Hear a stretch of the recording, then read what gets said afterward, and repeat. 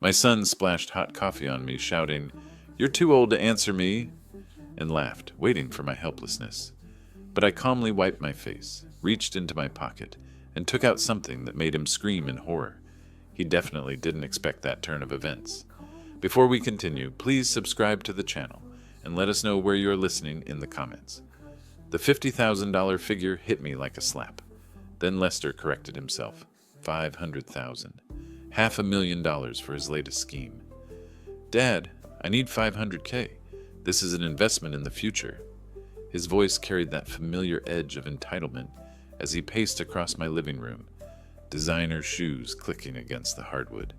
Martha and I had refinished 20 years ago. I remained seated in my leather armchair by the fireplace, the biography of Churchill still open in my lap. At 72, I'd learned the value of measured responses. Son, I don't have that kind of liquid cash available.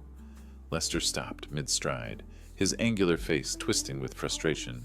He ran fingers through his thinning hair, inherited from my side, though he'd never acknowledge it.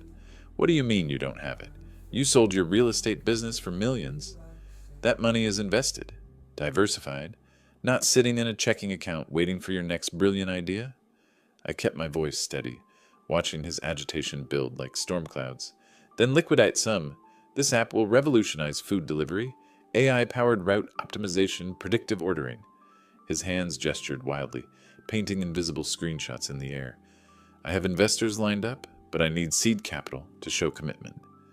The fire crackled between us, casting dancing shadows that reminded me of other winter evenings when this room held warmth instead of tension. Lester, your track record with investments... Don't, he pointed at me with the aggression of a man cornered. Don't throw my past mistakes in my face. This is different. This is my chance to finally break through.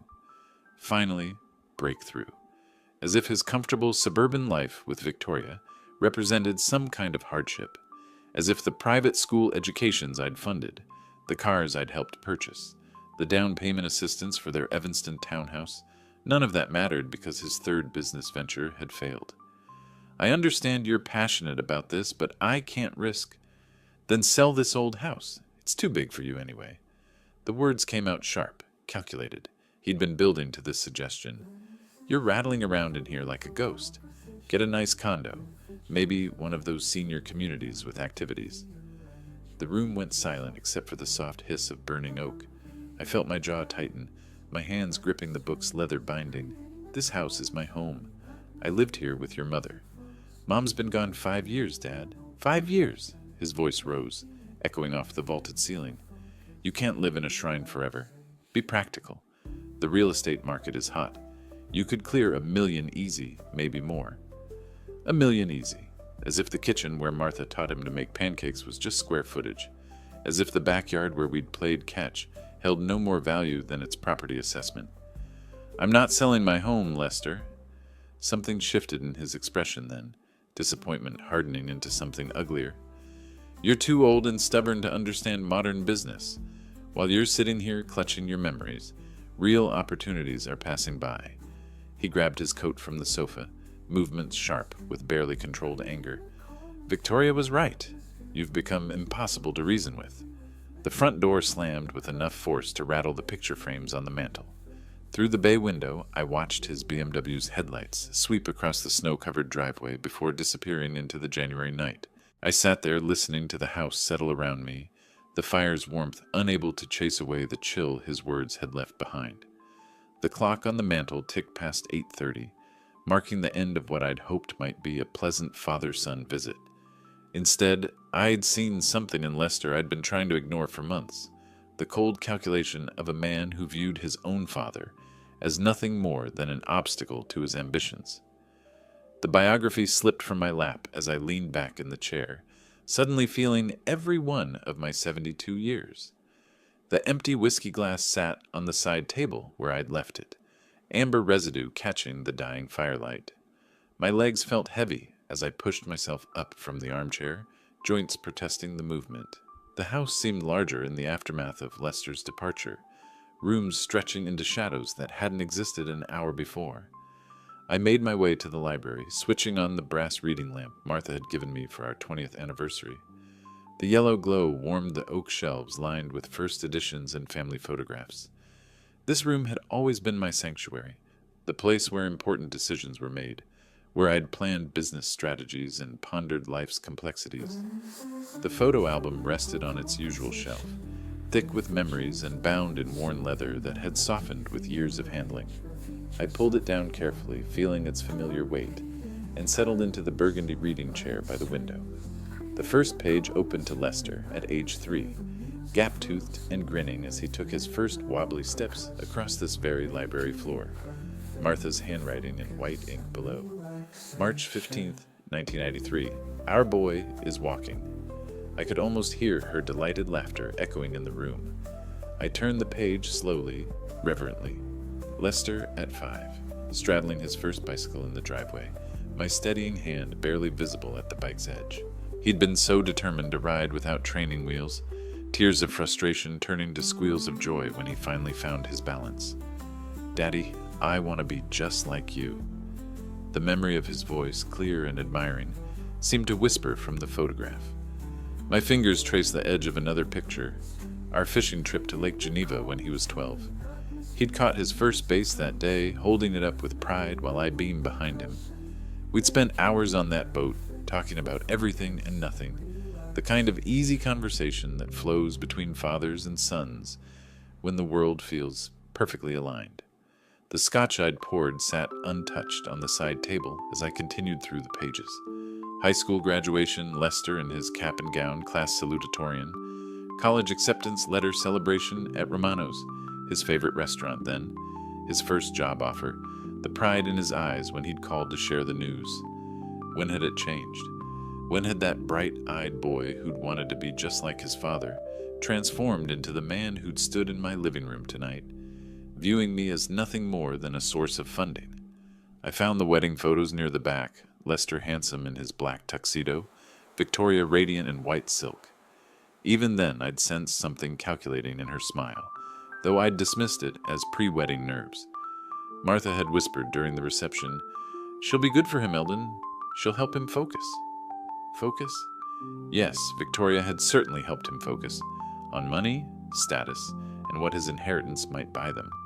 The pages grew heavier as I flipped through recent years. Fewer photos, shorter visits, conversations that revolved increasingly around financial markets and investment opportunities, rather than family and shared memories. When had I become the bank of Dad, rather than simply Dad? I closed the album gently, but couldn't bring myself to return it to the shelf. Instead, I held it against my chest, feeling the weight of all those captured moments, all that love and hope and promise that seemed to have evaporated somewhere between childhood dreams and adult realities. The clock chimed 10:30, its brass pendulum catching the lamplight as it swung back and forth with mechanical precision. Outside, snow continued to fall, blanketing the garden where Martha and I had planted roses, where we dreamed of watching grandchildren play someday. Where did I go wrong? When did my boy become this stranger who saw my home as merely an asset to be liquidated? I poured 2 fingers of Macallan into my glass, the amber liquid catching the light like liquid gold. The scotch burned slightly going down, warming me from the inside as I sat surrounded by the ghosts of better times, wondering if the son I'd raised with such love and hope still existed somewhere beneath the man who'd walked out my door tonight. Morning light filtered through the kitchen windows, casting long shadows across the hardwood floor as I measured coffee grounds with the precision of a chemist. The familiar ritual of grinding, measuring, and brewing had become my anchor in the hours since sleep had finally claimed me around 2 a.m. The coffee maker gurgled to life while I stood at the window, watching cardinals pick at the seed I'd scattered yesterday. Snow covered the birdbath Martha had positioned just so, creating what she'd called a winter postcard view from our breakfast nook. Steam rose from my mug as I sat at the kitchen table, the same spot where I'd eaten thousands of meals, read countless newspapers, and made some of the most important decisions of my life. This morning felt different, though, charged with the clarity that sometimes follows a sleepless night of painful reflection. When exactly had Lester changed? The question had circled through my mind like a persistent fly, demanding attention. The wedding. That's when it started. I could see it now with the brutal honesty that only comes with distance and disappointment. Those first months after the honeymoon, when Victoria's influence began reshaping my son's priorities, like water wearing away stone. Subtle at first, missed Sunday dinners because of previous commitments, phone calls that grew shorter and more perfunctory. Dad, you don't understand the modern world. His words from last Christmas dinner echoed in my memory. Victoria had smiled approvingly when he'd said it, her manicured fingers resting possessively on his arm. I walked to the oak secretary desk Martha had inherited from her grandmother, pulling open the bottom drawer where I kept old correspondence. Lester's letters from college lay bundled in a shoebox, tied with the blue ribbon Martha had used to organize everything in our house. His handwriting had been careful then, eager. Dear Dad, thank you for the tuition check. I know you're sacrificing for my education, and I promise to make you proud. I can't wait to work alongside you in the business someday. Work alongside me. When had that dream died? When had partnership become replacement, then dismissal? The transformation hadn't been sudden. It had been a gradual erosion of respect and affection, carefully cultivated by a woman who saw my accumulated wealth as her future security. Victoria's complaints about my interference in their marriage, her suggestions that I was too involved in Lester's business decisions, her gentle but persistent campaign to position me as an obstacle rather than an asset. The coffee had grown cold in my cup, but I hardly noticed. Pieces of a puzzle I'd been too willfully blind to see were finally clicking into place. The increasingly rare phone calls that came only when financial assistance was needed. The birthday visits that felt obligatory rather than loving. The way Lester's eyes had grown calculating when he looked at me, as if appraising inventory rather than greeting his father. When did money become more important than love? The kitchen clock showed nearly 9 a.m. Somewhere across town, Lester and Victoria were probably planning their next approach, discussing strategies to convince the stubborn old man to liquidate his assets for their benefit. The thought should have hurt more than it did, but instead I felt something unexpected settling in my chest, a cold, hard determination I hadn't experienced since my early days in real estate, when competitors had underestimated the quiet man with the careful smile. I'd built an empire through patience and strategic thinking. I'd outlasted flashier developers and weathered market crashes that had destroyed men half my age. Perhaps it was time to remind my son that his father hadn't accumulated wealth by being anyone's fool. The phone rang, startling me from my thoughts. The caller ID showed Lester's number, and for a moment I considered letting it go to voicemail. Instead, I picked up on the fourth ring. Hello, son. Dad. His voice carried none of last night's anger, replaced instead by the careful charm he'd perfected in recent years.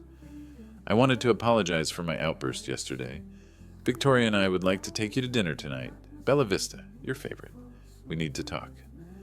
7 days of silence stretched between that cold January evening and the moment my phone rang again. I'd spent the week maintaining my routines, morning coffee in the kitchen, afternoon reading in the library, evening walks through the snow-covered neighborhood. But underneath the familiar patterns, my mind worked like a chess player studying an opponent's strategy. The call came while I was washing dinner dishes, the simple ritual of warm water and soap providing comfort after another solitary meal. Lester's name appeared on the caller ID, and I let it ring 3 times before answering.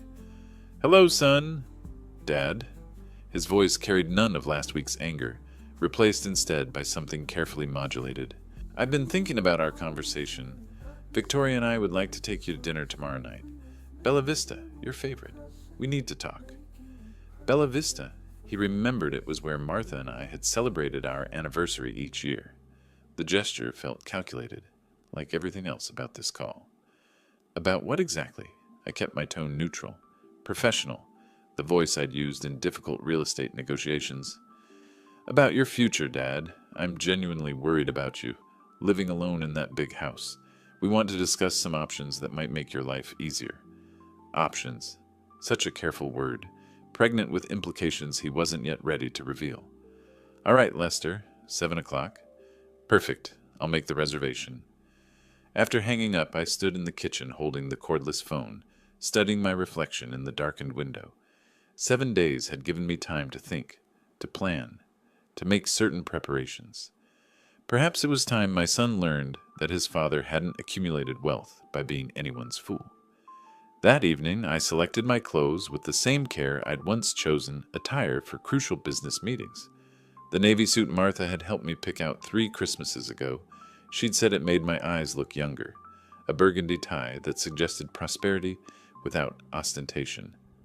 In the mirror, I saw not the helpless old man Lester apparently expected, but a businessman who'd outmaneuvered sharper opponents than his own son.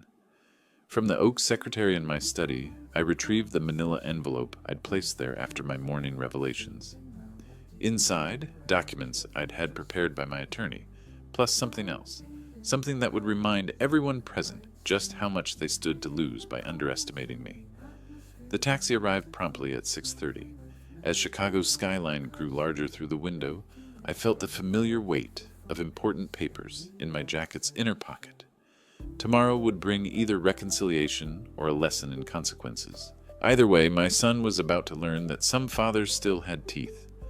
Bella Vista's warm lighting and soft jazz couldn't mask the tension waiting for me at table 7. Lester rose as I approached, his smile too wide, too practiced. Victoria remained seated, her perfectly applied makeup reflecting the candlelight, as she offered a wave that belonged in her social media videos. "Dad, you look wonderful." Lester's embrace felt rehearsed, a performance for nearby diners rather than genuine affection. I took the chair they'd left for me, facing the wall, I noticed, while they commanded views of the restaurant's entrance and windows. Even the seating arrangement felt strategic. "Victoria, you're looking well?" I nodded to my daughter-in-law, whose phone lay prominently beside her water glass, screen up and ready. "Oh, Eldon, we're so glad you agreed to meet." Her voice carried that sticky sweetness she'd perfected for difficult conversations. "We've been terribly concerned about you." Concerned? There was that word again, the same careful language Lester had used on the phone. They'd clearly rehearsed this conversation, perhaps even assigned roles. The waiter took our drink orders. Wine for them, water for me. I'd learned long ago that important negotiations required complete clarity of mind. As he departed, Lester leaned forward with what he probably thought was paternal concern. "Dad, Victoria and I have been discussing your situation. Living alone in that house, no family nearby if something happens." "Nothing has happened, son." I kept my voice level, though my fingers found the envelope's edge through my jacket fabric. "I'm perfectly capable." "Are you, though?" Victoria's interruption came with a laugh that sounded like breaking glass. "Honestly, Eldon, when was the last time you had a proper medical evaluation? You're 72. 72? She said it like a death sentence, her phone tilting slightly as if recording our conversation for some future purpose. Lester reached beneath the table, retrieving a leather briefcase I hadn't noticed before. The metallic clicks of its opening echoed like gunshots in the intimate restaurant space. "We found a solution," he said, placing a stack of papers between us, with the flourish of a magician revealing his final trick. "Sunset Haven. It's a beautiful facility. Private rooms, medical staff on site, activities programs." The words hit me like physical blows. Sunset Haven, a nursing home. I lifted the top document with hands that remained steady despite the earthquake occurring beneath my ribs. "We've already completed most of the paperwork," Victoria added helpfully. "The admission process can take weeks, but we've expedited everything. You could move in this Friday?"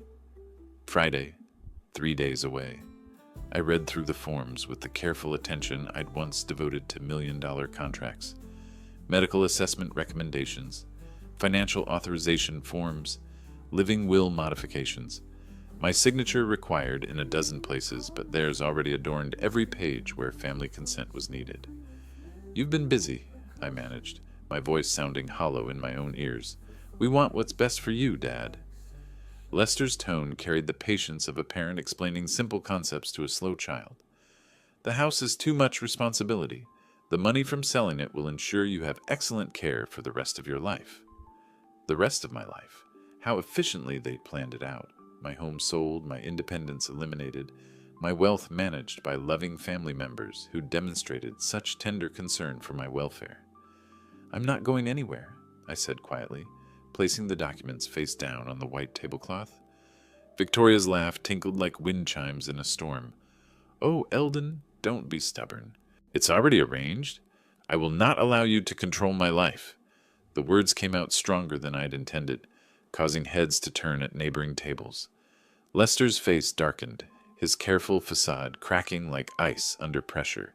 "Control your life?" He leaned forward aggressively, his voice rising. "Look at yourself.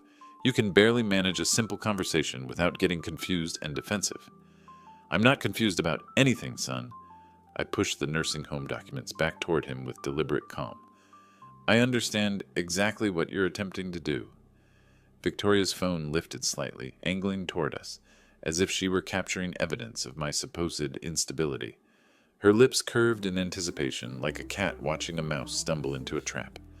Lester's coffee cup sat half full beside his bread plate, steam still rising from the dark surface, his fingers wrapped around the handle with white-knuckled intensity. "You want proof you can't take care of yourself?"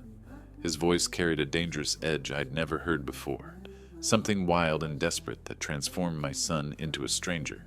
"Fine, here's your proof." The coffee cup moved in slow motion, Lester's arm rising with theatrical precision. The hot liquid arced through the restaurant's warm air, catching the candlelight like a brown rainbow before splashing across my face and chest. The heat hit first, not scalding but sharp enough to make me flinch involuntarily. Coffee ran down my cheek, soaking into my burgundy tie and navy jacket. Drops scattered across the white tablecloth like evidence at a crime scene. "Look!" Lester slammed the empty cup back onto its saucer with enough force to crack the porcelain. "I just threw coffee on you, and you're too old and weak to even respond. You just sit there like a helpless child." Victoria's delighted laughter cut through the restaurant's shocked silence. "Exactly. He can't even defend himself. This is exactly what we mean about his deteriorating condition." Around us, conversation had stopped. Waiters froze with plates balanced on their arms. A woman at the next table covered her mouth in horror, while her companion reached for his phone, though whether to call security or record the spectacle remained unclear. I reached for my napkin with movements that felt mechanical, robotic. The crisp linen absorbed coffee from my cheek, while my mind processed what had just occurred. My own son, the boy I'd taught to ride a bicycle, whose college tuition I'd paid, whose business failures I'd forgiven time and again, had just humiliated me in public to prove I was helpless. The coffee stains spread across my shirt like dark flowers blooming in fast forward. I could smell the bitter aroma mixed with Victoria's perfume and the restaurant's garlic-scented air. My hands moved with deliberate precision, folding the soiled napkin into a neat square before placing it beside my untouched water glass. Lester sat back in his chair with savage satisfaction, his breathing heavy from adrenaline and rage. "There. Now everyone can see what we're dealing with. An old man who can't even protect himself from a simple accident." Victoria nodded eagerly, her phone now openly recording. "This will be perfect documentation for the medical evaluation, clear evidence of diminished capacity to respond to basic social situations." The maitre d' approached our table with careful steps, his professional composure intact despite the obvious distress in his eyes. "Sir, is everything all right? Would you like us to call?" "Everything's fine," I said quietly, my voice carrying clearly in the unnaturally silent restaurant. "Just a family discussion that got a bit heated." I reached into my jacket's inner pocket, feeling the crisp edges of documents that represented 7 decades of careful planning and strategic thinking. My fingers closed around papers that would remind everyone present, particularly my son and his calculating wife, that some fathers still possessed very sharp teeth indeed. The napkin folded into a perfect square beneath my fingers, each crease deliberate and precise. Coffee stains darkened my shirt like badges of my son's cruelty, but my hands remained steady as I placed the linen beside my water glass. I stood slowly, feeling the weight of 72 years and the eyes of every patron in Bella Vista upon me. Lester leaned back in his chair with savage satisfaction, while Victoria held her phone like a weapon, ready to document my inevitable breakdown. Instead, I reached into my jacket's inner pocket. The check emerged crisp and pristine, its white surface catching the restaurant's warm lighting. $1 million, written in my careful script, dated 3 days ago. Pay to the order of Lester Dean, my son's full name in blue ink that had dried with such hope. This $1 million check was meant for your new business venture. My voice carried clearly across the suddenly silent dining room. I had it prepared, after our first conversation, before I understood what you'd become. Lester's smugness evaporated like steam from his coffee cup, his eyes fixed on the check with the intensity of a drowning man spotting shore. Dad, what are you... But now I see you're not worthy of it.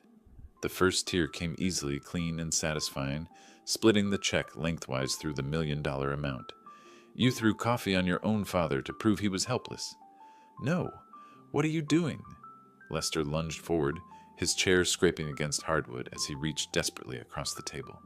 His fingers grasped at air while I held the two halves beyond his reach. Victoria's phone clattered to the floor, her social media instincts overwhelmed by the reality of watching a fortune disappear. Eldon, stop! We can discuss this. We can work everything out. The second tear was crosswise, creating 4 perfect pieces that fluttered like autumn leaves onto the white tablecloth. Each fragment contained a portion of the astronomical sum that would have solved all their financial problems, funded Lester's dreams, secured their suburban comfort. Too late. You chose your path when you decided I was nothing more than an obstacle to your inheritance. I scattered the pieces across the table's surface, creating a paper mosaic of destroyed opportunity. You wanted to put me in a nursing home and sell my house. You humiliated me in public to prove I was incapable of defending myself. Lester's hands scrambled among the check fragments, like a child trying to reassemble a shattered toy. We can tape it back together. Banks will honor reconstructed checks with proper documentation. Banks don't honor checks that never existed. I brushed a final coffee droplet from my cheek with quiet dignity. Goodbye, son. The maitre d' stepped aside as I walked toward the exit, my stride steady despite the evening's revelations. Behind me, I heard Victoria's sharp whisper and Lester's desperate calculations, already plotting their next move in a war they'd started but couldn't win.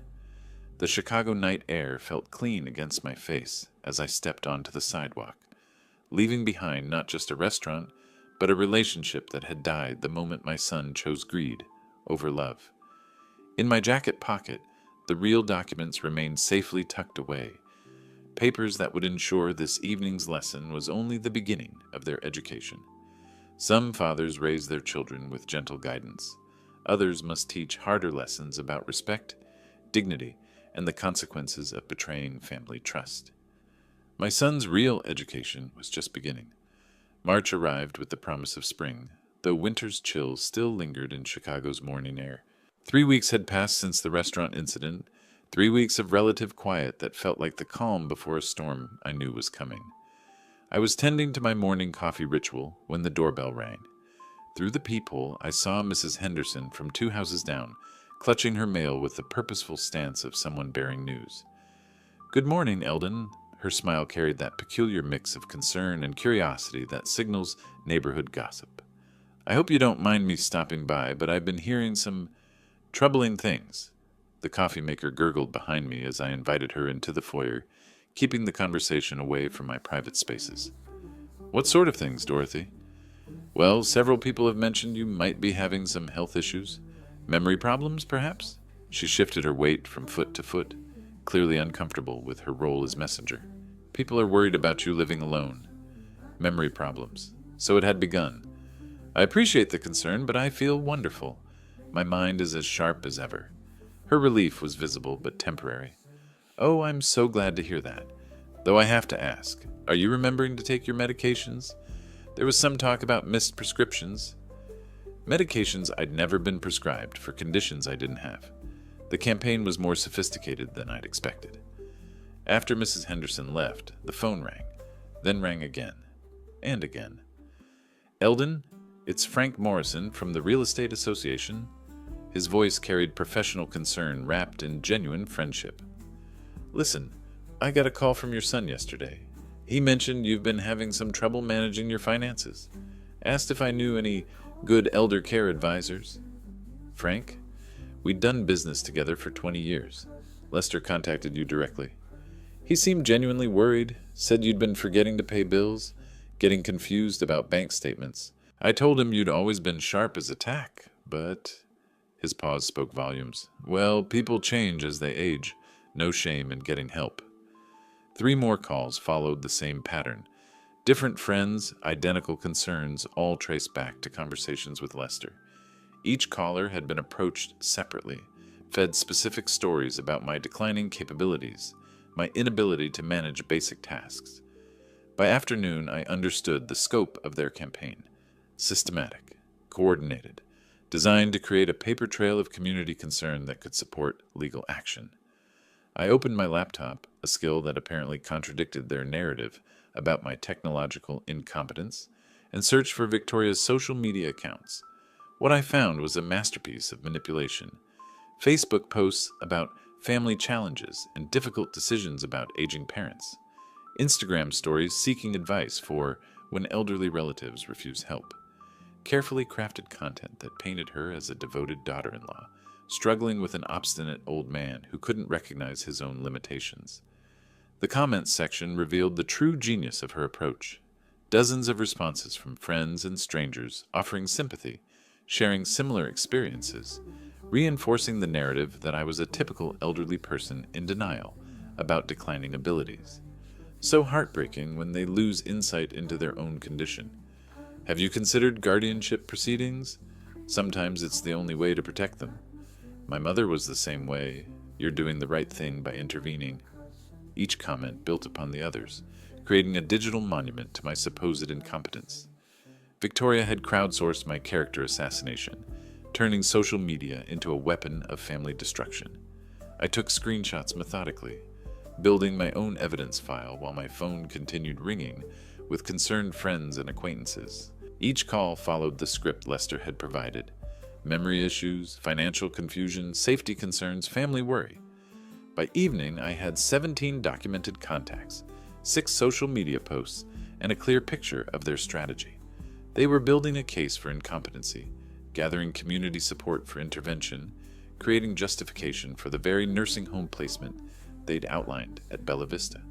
But they'd made one crucial error in their campaign. They'd assumed I was the helpless old man they wanted me to be, incapable of recognizing sophisticated manipulation or mounting an effective defense. I dialed my attorney's number, listening to the familiar ringtone while organizing my evidence files. Some wars are fought with weapons.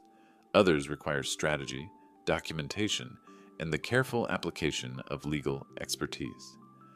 The law offices of Peterson, Klein, and Associates occupied the 15th floor of a downtown Chicago high-rise, their mahogany-paneled conference room overlooking Lake Michigan's gray waters.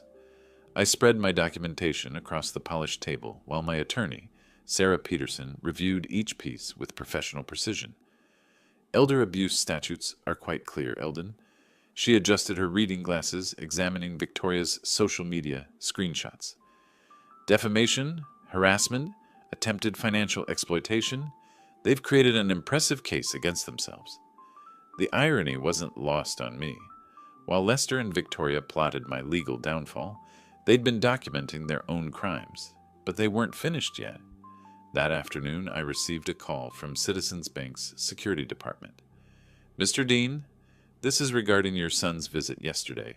He claimed you were suffering from dementia and attempted to access your accounts as your caregiver.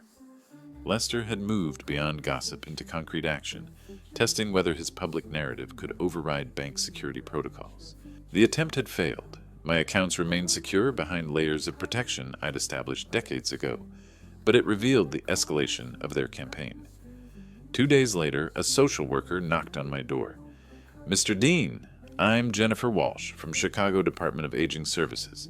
We've received reports of concern about your welfare. She was younger than Victoria, professionally dressed, carrying a tablet, and the air of someone accustomed to difficult home visits. I invited her in, recognizing this as another battlefield in my son's war. The reports suggest possible cognitive decline, medication management issues, and family concerns about your safety living alone. Her tone was neutral, clinical. I'm here to conduct a welfare assessment. For the next 2 hours, she tested everything: memory recall, problem-solving abilities, financial management skills, medication knowledge, home safety awareness. I performed each task with the competence of a man who'd run multiple businesses and managed complex real estate portfolios for 4 decades. Mr. Dean demonstrates excellent cognitive function, maintains his home appropriately, and shows clear understanding of his financial affairs. She typed into her tablet, no evidence of the reported concerns. The medical examination came next, arranged by Lester through his attorney, but conducted by my physician of 15 years. Dr. Martinez had seen me through pneumonia, Martha's cancer, and the natural changes of aging. His assessment was thorough and unambiguous. Physically robust for 72, cognitively sharp, no signs of dementia or medication management issues. Patient demonstrates complete capacity for independent living and financial decision-making. Each professional evaluation strengthened my position while weakening theirs. But Victoria's social media campaign intensified in response, her posts growing more dramatic as reality contradicted their narrative. Heartbroken by failed intervention today, when elderly relatives manipulate professionals, families feel helpless. Elder care, family, struggles. Another setback in getting Dad the help he needs. The system fails when seniors present well during evaluations but struggle in daily life, seeking advice from others who face similar challenges. She was spinning their defeats as evidence of the system's failure to protect vulnerable elderly people, maintaining her victim narrative while escalating public pressure. Meanwhile, Lester visited 3 different attorneys, seeking someone willing to file guardianship proceedings with insufficient evidence. Each consultation cost him money he couldn't afford while producing the same result. No competent lawyer would take a case this week, but failure only made them more dangerous. "Your father will regret opposing us," I overheard Lester tell Victoria during a phone call I'd recorded, legally since it occurred on my property when they'd come to collect Victoria's forgotten purse from their restaurant ambush. Victoria's response chilled me more than his threats. Social media is just the beginning. If legal channels won't work, we'll find other ways to make his life impossible. I sat in my library that evening, surrounded by documentation of their failed attacks and growing threats. Professional evaluations proved my competence. Legal consultations confirmed their case's weakness. Financial institutions protected my assets. Yet something in Victoria's voice suggested they were preparing to abandon legal pretense entirely. I opened my safe one more time, retrieving documents I'd hoped never to use. If they wanted to escalate beyond law and reason, they would discover that some old men had sharper teeth than their aging appearance suggested. The real war was about to begin. The mahogany conference table at Peterson, Klein & Associates gleamed under the afternoon sun streaming through downtown Chicago's towering windows. I spread my carefully organized files across its polished surface, while Sarah Peterson reviewed each document with the methodical precision that had earned her reputation as the city's premier elder law attorney. "Are you absolutely certain about this decision, Mr. Dean?" She looked up from the draft will modifications, her reading glasses reflecting the afternoon light. "Complete disinheritance is irreversible once properly executed." "Absolutely certain." I straightened the papers with deliberate care. "My son has demonstrated his true character through months of systematic harassment. These documents prove it." She nodded, turning to the evidence file I'd compiled. Screenshots of Victoria's defamatory social media posts, audio transcripts of Lester's threatening phone calls, witness statements from neighbors about their intimidation campaign, medical and social service reports confirming my complete competency. "This harassment documentation is comprehensive," she murmured, scanning through bank security reports about Lester's attempted account access. "Combined with the failed guardianship attempts, you have a strong case for justifiable disinheritance." 2 hours later, I signed the new will with 2 witnesses present, watching my son's name disappear from my estate in favor of the Chicago Children's Education Foundation, the Elder Care Advocacy Group, and the Harold Washington Library Improvement Fund, organizations that would use my wealth to help people rather than exploit them. The documents felt heavier in my briefcase as I returned home, carrying the weight of 72 years of accumulated wisdom and the bitter knowledge that some children grow into strangers who wear familiar faces. That evening, I dialed Lester's number from my study, the same room where I'd once planned his college education and dreamed of working alongside him in the family business. "Dad?" His voice carried cautious hope, probably wondering if months of legal failures had finally broken my resistance. "Son, I've been thinking about everything that's happened between us." I kept my tone carefully measured, neither hostile nor warm. "I want to discuss our future together, all of it." "Finally!" Relief flooded his response. "I knew you'd come to your senses eventually, old man. Victoria said you were just being stubborn, but I told her you'd see reason." Old man. Even in what he believed was victory, he couldn't resist the casual cruelty that had become his trademark. "I have a surprise for you," I continued, opening my briefcase to check that the new will copies were ready. "Let's meet tomorrow evening at Bella Vista, 7 o'clock. I want to settle everything between us once and for all." "Bella Vista? That's perfect, Dad. Same place where we had our misunderstanding. Very symbolic." Misunderstanding. His euphemism for throwing coffee in my face while attempting to force me into a nursing home. "Bring Victoria," I added. "She should hear what I have to say." After hanging up, I sat in the gathering dusk, surrounded by the books and memories that had sustained me through months of family warfare. Tomorrow night would end this conflict permanently, but unlike my son's crude attacks, my resolution would be built on law, documentation, and the kind of strategic thinking that had made me successful long before he was born. I opened the safe one final time, retrieving the envelope that contained not just legal documents, but the crystallized essence of a father's disappointment transformed into decisive action. Some lessons are taught with patience and understanding. Others require the swift, clean cut of consequences that can't be negotiated, manipulated, or undone. Bella Vista felt different as I entered with my document folder tucked under my arm, the same warm lighting, the same soft jazz. But this time I walked through the dining room as a man armed with truth rather than hope. The maitre led me to table 7, the same table where my son had humiliated me 3 months ago. Lester and Victoria were already seated, their faces bright with anticipation. They dressed well for what they believed would be their victory dinner, Lester in his best suit, and Victoria wearing jewelry I'd probably helped finance through past generosities. "Dad, you look wonderful." Lester stood to embrace me, his performance of filial affection almost convincing. "I'm so glad we're finally going to work everything out." Victoria beamed beside him, her phone discreetly positioned for what she undoubtedly planned to document as their triumph over the stubborn old man. I placed my folder on the table between us, with the same deliberate care I'd once used for major real estate contracts. "I promised a surprise. Here it is." The first document I removed was a copy of my new will, dated just yesterday and bearing the official seal of Peterson, Klein and Associates. I placed it directly in front of Lester, watching his eager expression falter as he began reading. "This is impossible." His voice cracked as he reached the disinheritance clause. "You can't do this to me." "I can, and I have." I withdrew the second set of documents, evidence of their harassment campaign compiled over months of careful documentation. "I also have complete records of your attempts to destroy my reputation, access my accounts, and force me into institutional care." Victoria's face drained of color as she recognized her own social media posts, printed in crisp black and white, time-stamped and annotated with legal precision.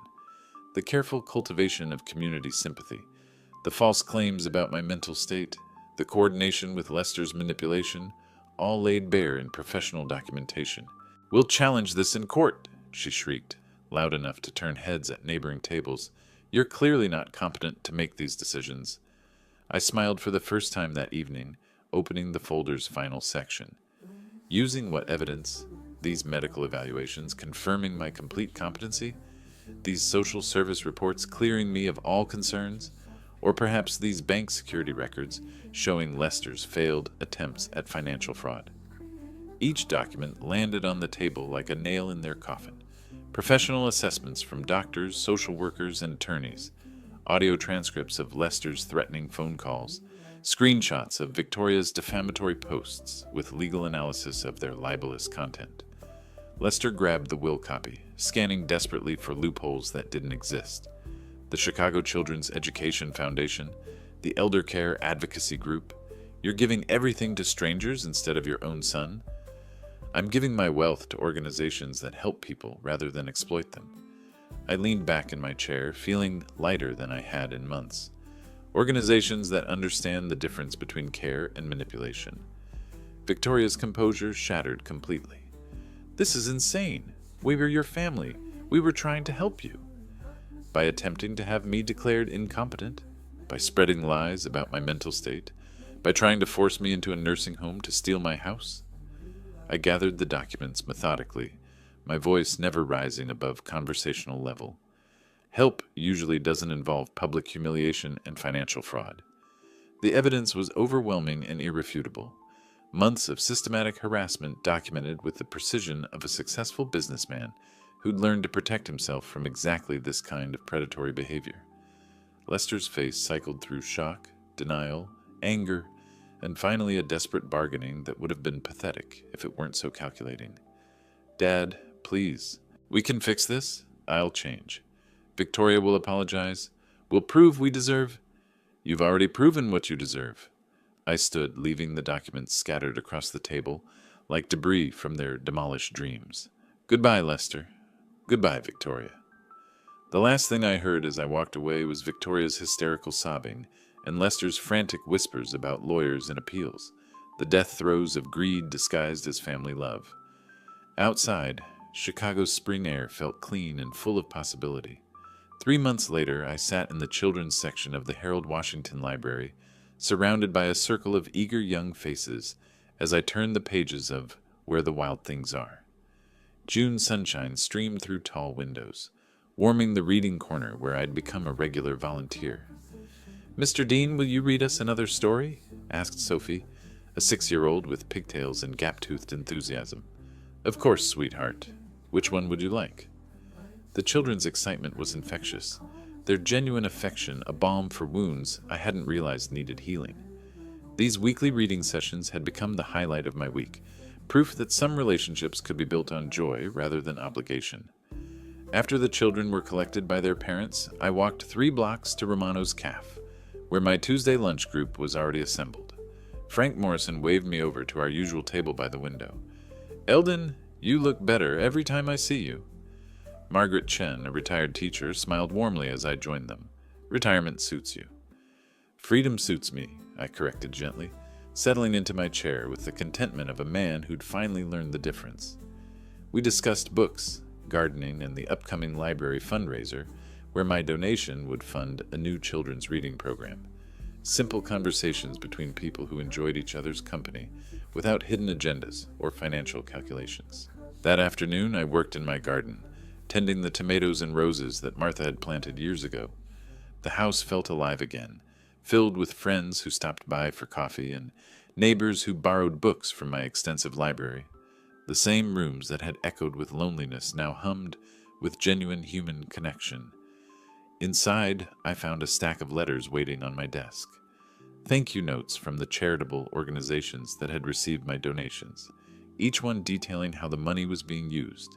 Scholarships for underprivileged children, medical research funding, elder care advocacy programs that protected vulnerable seniors from exactly the kind of exploitation Lester and Victoria had attempted.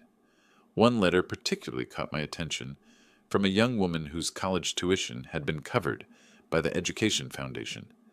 Her gratitude was honest and specific, describing how the scholarship had changed her family's entire trajectory.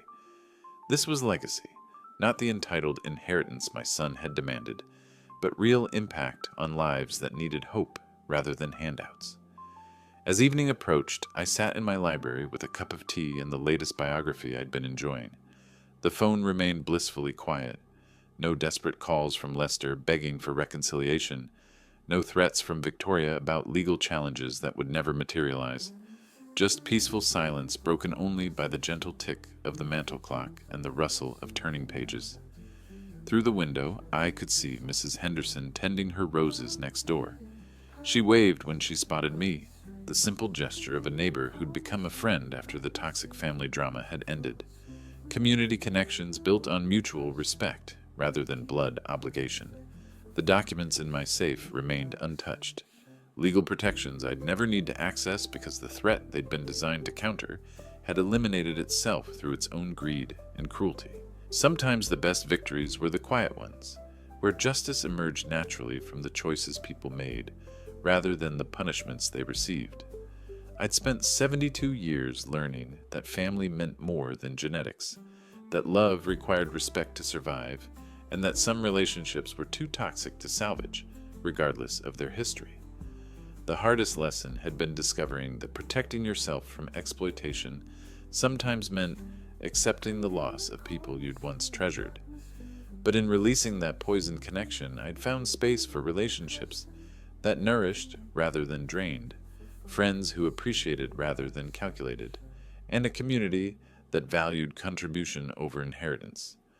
The summer evenings stretched ahead, full of quiet pleasures and genuine peace, the kind of contentment that money couldn't buy but wisdom could create. If you like this story, please like this video, subscribe to the channel, and share your impressions of this story in the comments. To listen to the next story, click on the box on the left. Thank you for watching.